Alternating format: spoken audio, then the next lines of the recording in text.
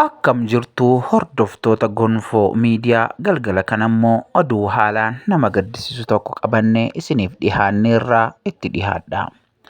Namoonni 204 balaa xiyyaara Indiyaa mudateen du'uun himame.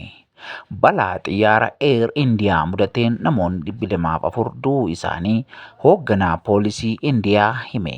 Lammiin Biriitish tokko ammoo balaa kanarraa lubbuun hafuudha kan eerame.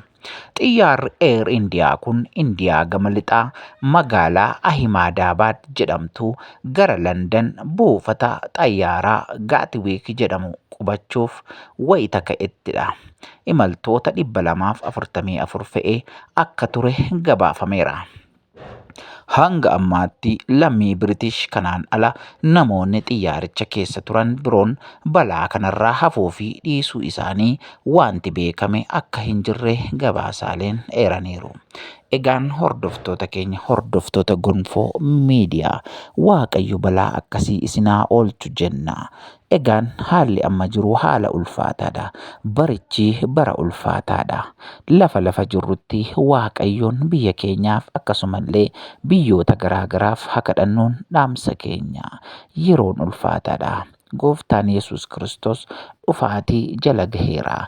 Bakka jirru hundumaatti qalbii hadiddiirrannu.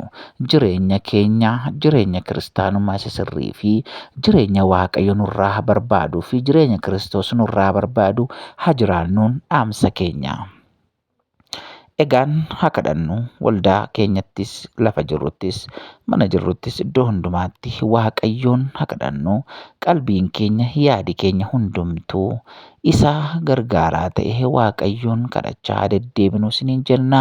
Nagaan Waaqayyoo isiniif haa baay'atu. Eebbifamaa yeroo gaarii qabaadhaa.